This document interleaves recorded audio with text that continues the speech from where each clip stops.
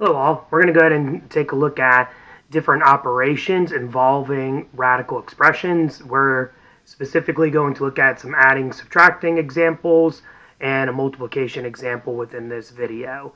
If you need a refresher on how to simplify radicals, please refer to the video on simplifying radicals because you are going to need to be able to do that once you've added, subtracted, or multiplied your radical expressions. All right, let's go ahead and get started. So we are going to go ahead and take a look at an addition example first. We're going to go ahead and take a look at 5 root 75 plus 2 root 48. Okay, so recall from class that in order to add radical expressions, your radicands need to be the same. So right now the radicand is square root 75, square root 48. We need to be able to break those down and simplify those and see if we can end up with a common or alike radicand. So I'm going to go ahead and start breaking down my 75. Break it down to 25 times 3. 25 I can break down to 5 times 5. And now I have my prime factorization. I got a pair of 5s here. So a pair of 5s need to come to the outside of the radical symbol. And it will have to multiply with the 5 that's currently on the outside of the root symbol. 3 is my only prime that I have left, so it needs to stay inside the radical. Okay, let's go ahead and add that with 2 root 48. I'm going to go ahead and break down 48 to 16 times 3. I can break down 16 to 4 times 4. And then get my 4s to 2 times 2 and 2 times 2. So I got a pair of 2s here and a pair of 2s here.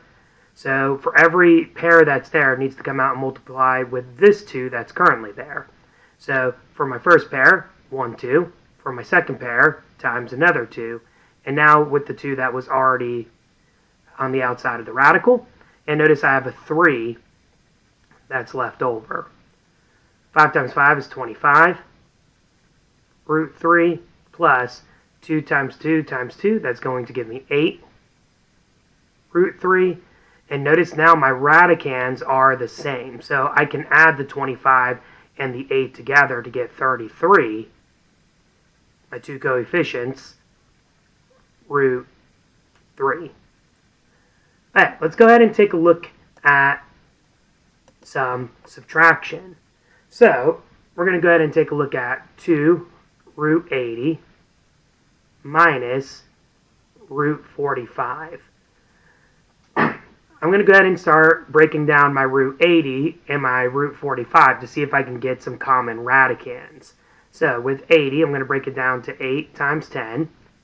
Break down my 8 to 4 times 2. And then 2 times 2 for my 4.